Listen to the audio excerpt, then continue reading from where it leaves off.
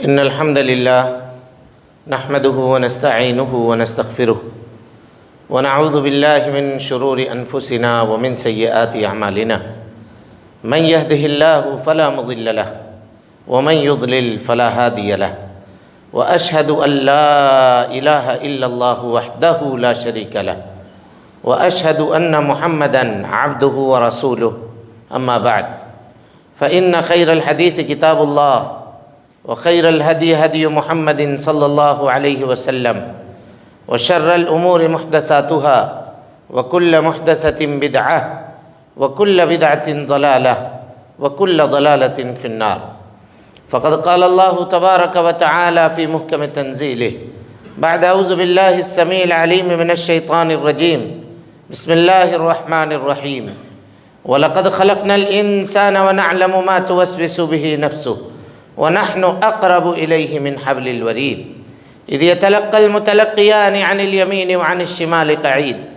مَا يَلْفِظُ مِنْ قَوْلٍ إِلَّا لَدَيْهِ رَقِيبٌ عَتِيدٌ وَجَاءَتْ سَكْرَةُ الْمَوْتِ بِالْحَقِّ ذَلِكَ مَا كُنْتَ مِنْهُ تَحِيدُ وَنُفِخَ فِي الصُّورِ ذَلِكَ يَوْمُ الْوَعِيدِ وَجَاءَتْ كُلُّ نَفْسٍ مَعَهَا سَائِقٌ وَشَهِيدٌ لقد كنت في غفلة من هذا فكشفنا عنك غطاءك فبصرك اليوم حديد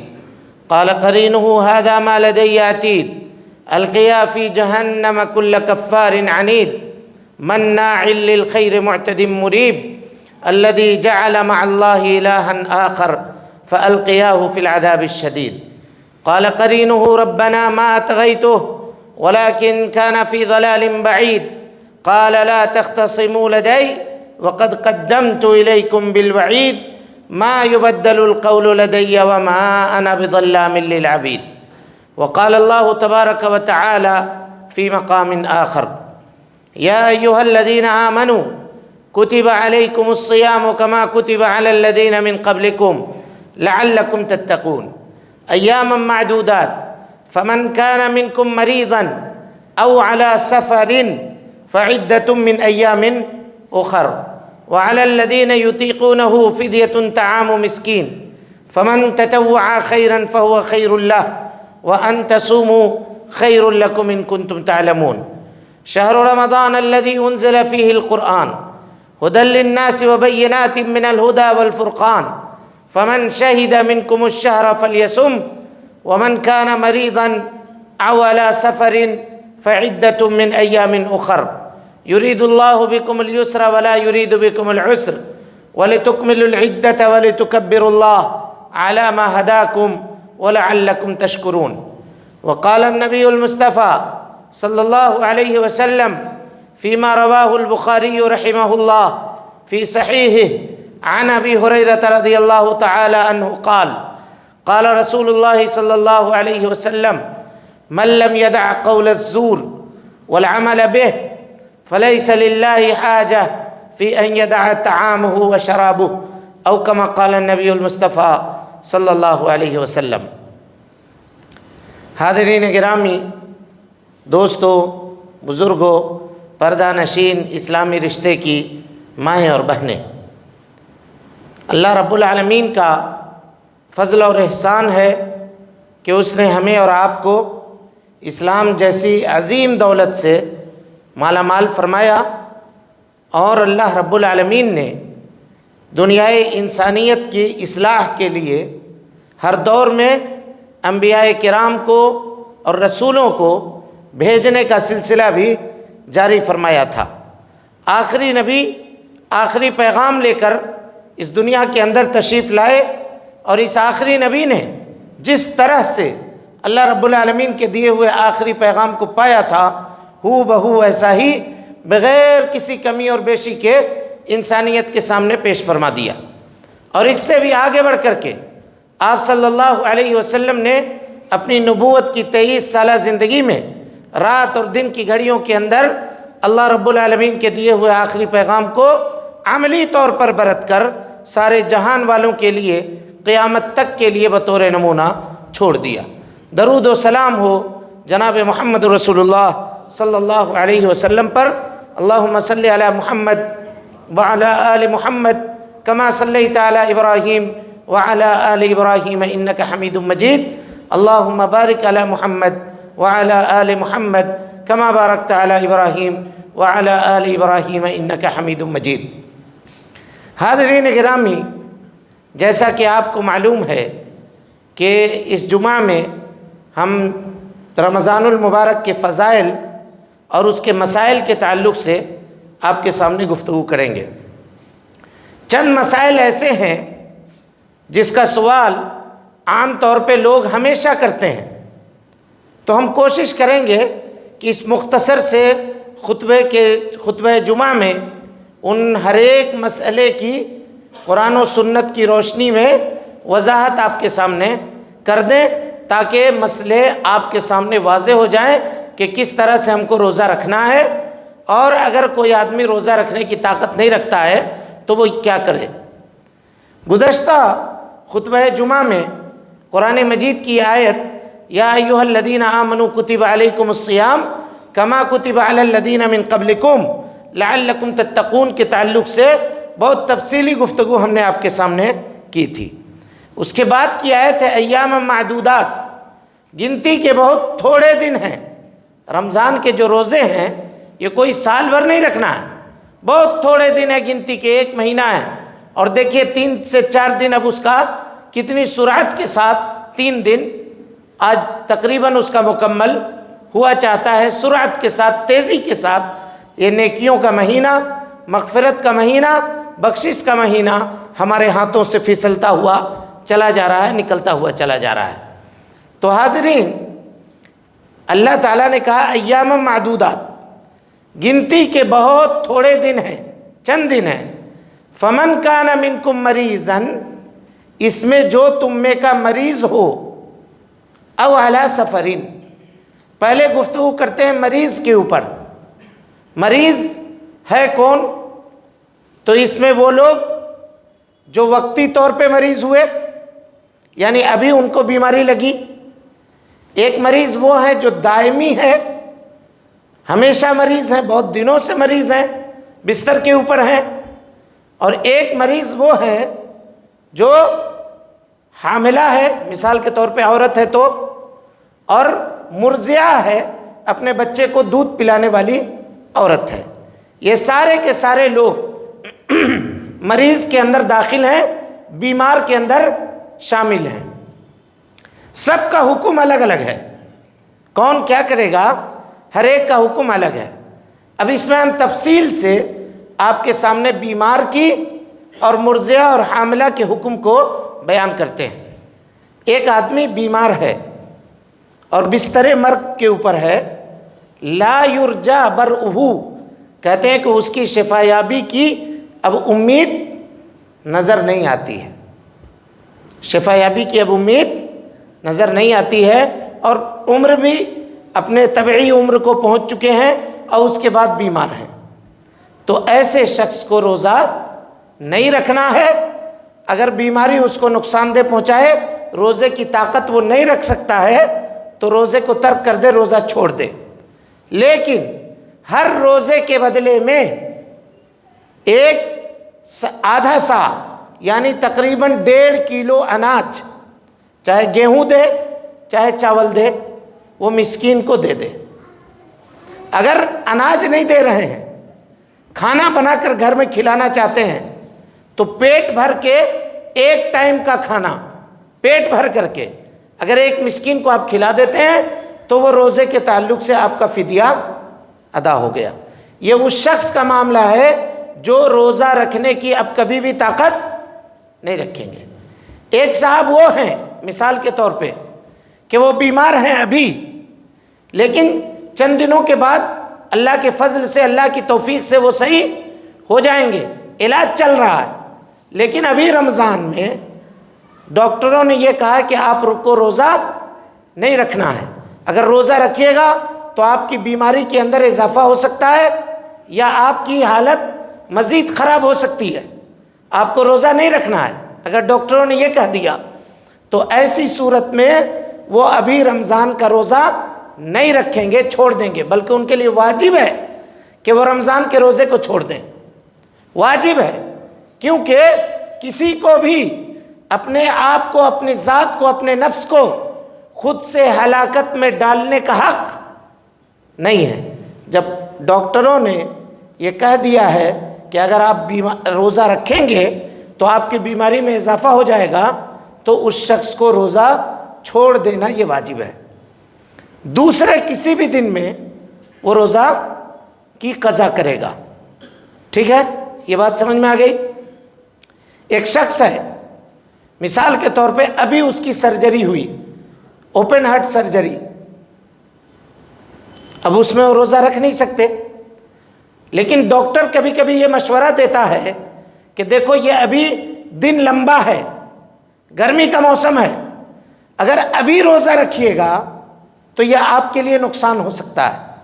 لیکن اگر آپ جنوری میں جہاں دن چھوٹا ہو اگر آپ وہاں پہ روزہ رکھیں تو آپ کے لیے کوئی دقت نہیں ہے۔ سمجھ رہے ہیں مسئلہ؟ تو ایسا آدمی اگر ان دنوں روزہ چھوڑ کر کے اگر جنوری میں رکھنا چاہتا ہے تو وہ رکھ سکتا ہے، اس کے لیے کوئی حرج کی بات نہیں ہے۔ ان دنوں ہم نہیں رکھ سکتے، لیکن دوسرے کسی بھی مہینے میں ہم روزہ رکھنا چاہتے ہیں تو وہ روزہ رکھ سکتا ہے۔ یہ مسئلہ ہے اس مریض کے لیے جس کو وقتی طور پہ یہ پریشانی لاحق ہوئی ہے۔ اب ایک شخص ہے، مثال کے طور پہ جو شوگر کا مریض ہے، بیماری ہے اس کو چینی کی، اب اس میں لوگ یہ عام طور پہ کہتے ہیں کہ ہم کو چونکہ چینی کا مرض ہے تو ہم روزہ نہیں رکھ سکتے، حالانکہ یہ بات درست اور صحیح نہیں ہے۔ کئی ایک اطباء کو، ڈاکٹروں کو پڑھا ہم نے، اور کئی ایک ڈاکٹروں سے پوچھا ہم نے، تو ان لوگوں نے بتایا کہ نہیں، اگر کوئی آدمی شوگر کا مریض ہے تو وہ روزہ رکھ سکتا ہے، اس میں کوئی فرق نہیں پڑے گا، بس صرف افطار کے وقت اس کو تھوڑا احتیاط برتنی ہے اور تھوڑا اطمینان رکھ کر کے اپنا معاملہ کرنا ہے۔ ایسا نہیں کہ اچانک بہت زیادہ کھا پی لے جس کی وجہ سے شوگر لیول ہو سکتا ہے بہت زیادہ بڑھ جائے، فلیکچویٹ کر جائے، تو ایسا نہیں کرنا ہے۔ سمجھ میں آ رہی بات؟ اب اس کے بعد دو طرح کے مریض ہیں ہمارے پاس، ایک ہے دودھ پلانے والی عورت اور ایک ہے حاملہ عورت۔ ان کا مسئلہ تھوڑا مختلف ہے۔ اگر عورت دودھ پلانے والی ہے یا حاملہ ہے اور اگر روزہ رکھنے سے اس کو اپنے نفس کے اوپر خطرہ ہے، مثال کے طور پہ اگر وہ روزہ رکھے گی تو ہو سکتا ہے کہ وہ بیمار پڑ جائے، ہو سکتا ہے اس کی طبیعت خراب ہو جائے، ہو سکتا ہے وہ کمزور ہو جائے، تو ایسی صورت میں وہ روزہ نہیں رکھے گی، چاہے وہ دودھ پلانے والی عورت ہو یا حاملہ عورت ہو۔ لیکن کرے گی کیا؟ آنے والے سال میں یا آنے والے دن میں وہ اپنے روزے کا قضا کرے گی، صرف قضا کرے گی۔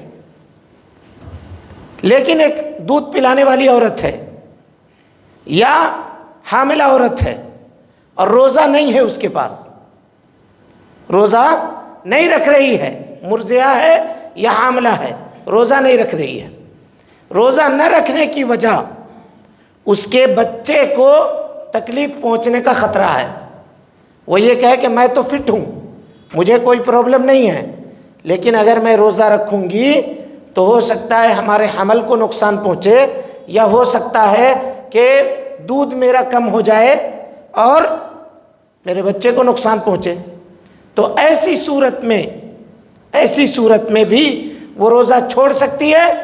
روزہ ترک کر سکتی ہے،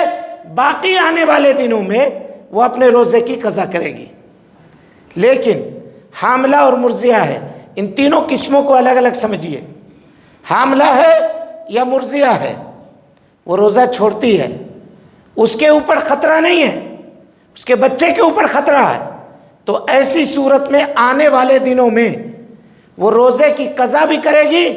اور روزے کا فدیہ بھی دینا پڑے گا، قضا بھی دینا پڑے گا، روزہ رکھنا بھی پڑے گا، اور اس کے ساتھ ساتھ فدیہ بھی، یعنی 1.5 کلو اناج یا پیٹ بھر کے کھانا یہ مسکین کو کھلانا پڑے گا اس کو۔ کلیئر ہو گیا یہ معاملہ؟ اب یہاں دیکھیے، ایک آدمی نے اس سال کا روزہ مثال کے طور پہ چھوڑ دیا، نہیں رکھا، بیماری کی وجہ سے یا کسی اور پریشانی کی وجہ سے، سال بھر کی مدت میں اس نے روزے کو ادا نہیں کیا، اگر کوئی عذر تھا، مثال کے طور پہ وہ سال بھر بیمار رہا تو چلیے ٹھیک ہے، کوئی حرج کی بات نہیں ہے، لیکن سال بھر اس نے اپنے روزے کو ادا نہیں کیا، یہاں تک کہ دوسرا رمضان آ گیا تو اب وہ روزے کی قضا بھی کرے گا یا کرے گی، اور ہر روزے کے بدلے میں ایک مسکین کو کھانا بھی کھلانا پڑے گا۔ ایک سال کی جو اس نے تاخیر کر دی، اس تاخیر کی وجہ سے فدیے کا یہ ایکسٹرا جرمانہ تقریباً 4 صحابہ کرام کا فتویٰ ہے اس مسئلے کے اوپر کہ اس کو یہ کرنا پڑے گا۔ اسی لیے اگر کسی نے روزے کو چھوڑا ہے اور اس کے اوپر 1 مہینہ 1 سال بیت گیا، ایک رمضان گزر گیا، دوسرا رمضان آ گیا تو اس کو روزہ بھی رکھنا پڑے گا اور اس کے ساتھ ساتھ فدیہ بھی دینا پڑے گا، اگر بغیر عذر کے اس نے یہ کیا ہے تو۔ لیکن اگر عذر ہے کسی کے پاس تو اس کے لیے کوئی حرج کی بات نہیں ہے۔ اب اس کے بعد دیکھیے، یہ تو مسائل تھے جو بیمار ہیں ان کے لیے۔ اب جو لوگ بیمار تو نہیں ہیں لیکن سفر کے اندر ہیں، تو سفر کی 2 حالتیں ہیں۔ ایک حالت یہ ہے کہ آپ سفر کر رہے ہیں لیکن سفر میں نارمل ہیں، کوئی دقت نہیں ہے، کوئی پریشانی نہیں ہے، اور آج کل اللہ کے فضل و کرم سے سفر بہت آرام دہ سفر ہوا کرتے ہیں، راحت والے سفر ہیں۔ اگر ایسا سفر ہے تو اور روزہ آپ رکھنا چاہتے ہیں تو آپ رکھ سکتے ہیں، کوئی حرج کی بات نہیں ہے۔ لیکن اگر سفر کر رہے ہیں، سفر میں دقت ہے، بہت پریشانی ہے، تھکاوٹ کا احساس ہوگا، روزہ رکھنے سے طبیعت خراب ہونے کا خطرہ ہوگا، تو ایسی صورت میں آدمی روزے کو چھوڑ دے اور اس کو پھر دوسرے دنوں کے اندر رکھے۔ لیکن اللہ تعالیٰ دلوں کے بھید کو، دلوں کے راز کو جانتا ہے۔ کوئی بھی آدمی اگر سفر میں روزہ ترک کرنا یا چھوڑنا چاہتا ہے تو جان بوجھ کر کے اگر رمضان میں سفر کر رہا ہے، جیسے بعض روافض جن کو ہم شیعہ کہتے ہیں، وہ یہ فتویٰ دیتے ہیں کہ چلو گرمی میں اگر روزہ رکھنا مشکل ہو رہا ہے تو سفر پہ نکل جاؤ، بیوی بال بچوں کو لے کر کے کہیں ٹور پہ نکل جاؤ گھومنے کے لیے، اور 1 مہینہ گھوم کے آؤ، پھر سردی میں روزہ رکھ لو۔ تو ایسا نہیں چلے گا۔ ہاں واقعی اگر سفر ہے اور معصیت گناہ کا سفر نہیں ہے، نیکی کا سفر ہے، تو آپ نکل کر کے اس سفر میں اپنے روزے کو ترک کر سکتے ہیں، چھوڑ سکتے ہیں، باقی دوسرے دنوں کے اندر اس روزے کو رکھنا ہے۔ اب یہاں ایک اور بات آپ کی اس کی وضاحت کر دوں کہ اللہ رب العالمین نے، ذرا غور سے اس مسئلے کو سنیے، اللہ رب العالمین نے پہلے رمضان کے روزے کی آیت بیان فرمائی، بعد میں بھی رمضان کے روزے کے مسائل کا ذکر ہے،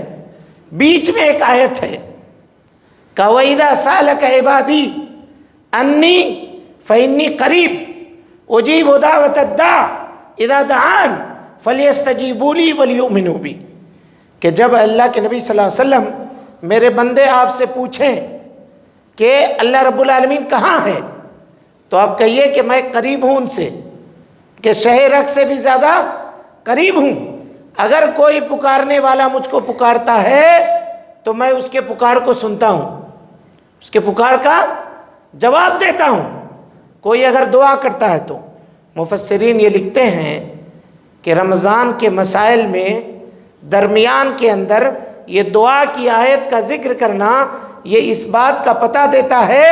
کہ رمضان المبارک کے اندر اللہ رب العالمین دعاؤں کو قبول فرماتا ہے، دعاؤں کو قبول فرماتا ہے۔ اس سلسلے میں بہت سارے لوگ یہ کہتے ہیں کہ افطار سے پہلے کی دعا قبول ہوتی ہے، اس کی جو روایت ہے وہ درست اور صحیح نہیں ہے،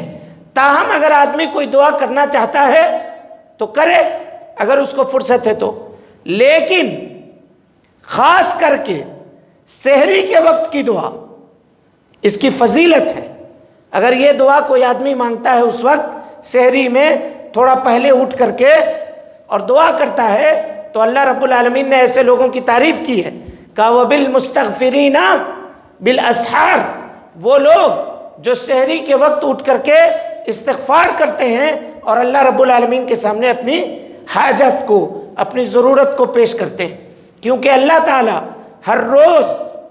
رات کے آخری پہر میں آسمان دنیا کے اوپر نزول فرماتے ہیں اور پکار لگاتے ہیں، ہے کوئی مانگنے والا جو مجھ سے مانگے طلب کرے، میں اس کے مانگ کو سنوں، ہے کوئی ضرورت مند جو اپنی ضرورت کو میرے سامنے بیان کرے، میں اس کی ضرورت کو مکمل کروں۔ تو میرے بھائیوں، رمضان المبارک میں جہاں روزے کا اہتمام کرنا چاہیے، وہیں ہم کو کثرت سے دعاؤں کا بھی اہتمام کرنا چاہیے۔ جناب محمد رسول اللہ صلی اللہ علیہ وسلم کثرت کے ساتھ دعا کیا کرتے تھے۔ اسی طریقے سے رمضان میں کثرت کے ساتھ صدقہ و خیرات کرنا چاہیے۔ نبی صلی اللہ علیہ وسلم کا یہ عمل تھا، بخاری کے درس میں آپ کے سامنے بات آئے گی کہ آپ صلی اللہ علیہ وسلم کثرت کے ساتھ رمضان میں خرچ کیا کرتے تھے۔ اس طرح سے خرچ کرتے تھے گویا کہ طوفان چل رہا ہو، دونوں ہاتھ سے آپ اپنے مال کو اللہ رب العالمین کے راستے میں لٹاتے تھے۔ اور خاص کر کے جب جبرائیل سے ملاقات آپ کی ہوتی تھی تو اس وقت آپ اور مزید بڑھ چڑھ کر کے اللہ رب العالمین کے راستے میں مال کو خرچ کیا کرتے تھے۔ کہا اس سے یہ پتہ چلا کہ آدمی کو نیکیوں کے موقع کو تلاش کر کے اپنے مال کو اللہ رب العالمین کے راستے میں خرچ کرنے کی جستجو اور طلب اپنے دل کے اندر رکھنی چاہیے۔ اسی طریقے سے میرے بھائیوں، رمضان کے راتوں میں شروع زمانے میں معاملہ یہ تھا کہ اگر کوئی صحابی، جب شروع میں رمضان فرض ہوا تھا، اگر کوئی شخص عشاء نماز سے پہلے اگر سو گیا تو پھر وہ نہ تو اپنی ضرورت پوری کر سکتا ہے اپنے گھر کی، اور نہ وہ کھا سکتا ہے پی سکتا ہے، سحری بھی نہیں کر سکتا ہے، پھر دوسرے دن افطار کے وقت رہے گا۔ یہ حکم ابتدائی اسلام میں روزے کا تھا۔ اللہ رب العالمین نے کہا علم اللہ انکم کنتم تختانون انفسکم، اللہ رب العالمین اس بات کو جان گیا کہ تم خیانت کرو گے، تم سے اتنا دن الگ رکنا ہو نہیں سکتا ہے، اتنے دن تم الگ رہ نہیں سکتے ہو اپنی شہوت اور اپنی ضرورت کو پورے کیے بغیر۔ فالآن باشروہن، تو اب تم اپنی ضرورتوں کو پوری کرو رمضان کی رات میں، اور پھر کھاؤ پیو حتی یتبین لکم الخیط الابیض من الخیط الاسود من الفجر، یہاں تک کہ فجر کا سفیدی طلوع ہو جائے۔ ایک صحابی تھے، انہوں نے کیا کیا کہ اپنے بستر کے نیچے، تکیہ کے نیچے ایک سفید دھاگا رکھا اور ایک کالا دھاگا رکھا، جیسے اللہ نے کہا ہے کہ حتی یتبین لکم الخیط الابیض من الخیط الاسود، اور کھاتے پیتے رہے جب تک کہ سفید دھاگا کالے دھاگے سے الگ نہ ہو گیا۔ آئے اللہ کے نبی صلی اللہ علیہ وسلم کے پاس اور کہا کہ اللہ کے رسول صلی اللہ علیہ وسلم ہم نے ایسا کیا۔ آپ صلی اللہ علیہ وسلم نے کہا تب تو تمہارا تکیہ بڑا چوڑا ہے بھائی، تم نے آسمان کو اپنے تکیے کے نیچے سمیٹ لیا۔ مطلب یہ نہیں ہے حضرت جبرائیل امین صرف قرآن مجید کا یہ آیت من الفجر، من الفجر، صرف اتنا بڑا ٹکڑا لے کر کے آسمان سے اترے اور کہے کہ یہ مطلب نہیں ہے، اللہ نے یہ وضاحت فرمائی کہ یہ مطلب نہیں ہے کہ دھاگا رکھ کے کوئی آدمی جانچے، بلکہ مطلب یہ ہے کہ صبح کی سفیدی طلوع ہونے سے پہلے پہلے تک آدمی کو کھا لینا ہے۔ اچھا، کچھ یہ لوگ ایسا ہوتا ہے، ایسا یہ ہے معاملہ کہ یہاں دیکھیے عام طور پہ وقت اب ہمارے یہاں مقرر ہے، متعین ہے، 4:37 پہ تقریباً آج کل سحری ختم ہے۔ کچھ لوگ پانی لے کر کے بیٹھے رہتے ہیں ایسا، اگر اذان ہوگی تو بس پانی پی لیں گے جلدی سے، یہ غلط ہے۔ اگر اذان ہو گئی تو اس کے بعد آپ پانی پی رہے ہیں اذان کی آواز سن کر کے، تو وہ روزے کو آپ کے خراب کرے گا۔ ہاں یہ ٹھیک ہے 1 منٹ پہلے آپ پی لیجئے، 2 منٹ پہلے پی لیجئے، یہ آپ کا وقت ہے، لیکن مؤذن اذان اس وقت دیتا ہے جب وقت داخل ہو جاتا ہے۔ اب وقت داخل، کیونکہ فجر کی اذان اپنے وقت سے پہلے جائز نہیں ہے، درست نہیں ہے، اسی لیے ایسا مت کیجیے۔ ہاں اگر کوئی آدمی منہ میں لقمہ ڈالے ہوا ہے، چبا رہا ہے، تو اس کو نگل لے، فریش لقمہ پھر سے بنا کر کے مت ڈالے، بلکہ جو منہ میں کھانا پڑا ہوا ہے نگلنا چاہتا ہے اس کو وہ نگل لے، یہ کر سکتا ہے۔ لیکن عمدن اس وقت پانی پیے یا عمدن اسی وقت کھانا شروع کرے، ایسا نہ کرے۔ اسی طرح سے سحری میں کچھ بھی میسر ہو، جو کچھ بھی ہو، کھجور ہو، دودھ ہو، پانی ہو، جو کچھ بھی ہو، کچھ نہ کچھ آدمی کو کھانا چاہیے، کیونکہ نبی صلی اللہ علیہ وسلم نے فرمایا کہ ان بین صیامنا و صیام اہل الکتاب، ہمارے روزے اور اہل کتاب کے روزوں کے درمیان جو فرق ہے وہ اکلۃ السحور، سحری کھانے کا فرق ہے بس۔ تو ہم کو سحری کھانا ہے۔ نبی صلی اللہ علیہ وسلم نے فرمایا تسحروا، سحری کیا کرو، فإن فی السحور برکہ، اس لیے کہ سحری کرنے میں برکت ہے، یہ برکت کا کھانا ہے، اس کو انسان کو کبھی چھوڑنا نہیں چاہیے، کبھی اس کو ترک نہیں کرنی چاہیے۔ اللہ رب العالمین سے دعا ہے کہ اللہ تعالی ہم کو اور آپ کو رمضان المبارک کی برکتوں سے فیض یاب ہونے کی توفیق عطا فرمائے، جب تک زندہ رکھے دین اسلام پہ زندہ رکھے، اور جب اٹھائے ایمان پہ اٹھائے۔ آمین وآخر دعوانا ان الحمدللہ رب العالمین۔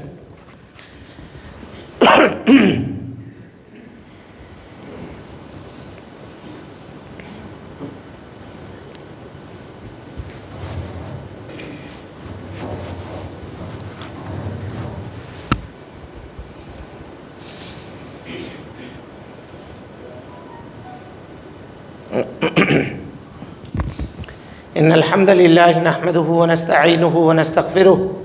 ونعوذ بالله من شرور أنفسنا ومن سيئات أعمالنا، من يهده الله فلا مضل له ومن يضلل فلا هادي له، وأشهد أن لا إله إلا الله وحده لا شريك له، وأشهد أن محمدا عبده ورسوله، أما بعد فإن خير الحديث كتاب الله، وخير الهدي هدي محمد صلى الله عليه وسلم، وشر الأمور محدثاتها، وكل محدثة بدعة، وكل بدعة ضلالة، وكل ضلالة في النار۔ فقد قال الله تبارك وتعالى في محكم تنزيله بعد أعوذ بالله السميع العليم من الشيطان الرجيم، بسم الله الرحمن الرحيم، إن الله وملائكته يصلون على النبي يا أيها الذين آمنوا صلوا عليه وسلموا تسليما۔ اللهم صل على محمد وعلى آل محمد كما صليت على إبراهيم وعلى آل إبراهيم إنك حميد مجيد، اللهم بارك على محمد وعلى آل محمد كما باركت على إبراهيم وعلى آل إبراهيم إنك حميد مجيد۔ عباد الله رحمكم الله، إن الله يأمر بالعدل والإحسان وإيتاء ذي القربى وينهى عن الفحشاء والمنكر والبغي يعظكم لعلكم تذكرون، اذكروا الله يذكركم وادعوه يستجب لكم ولذكر الله أكبر والله يعلم ما تصنعون۔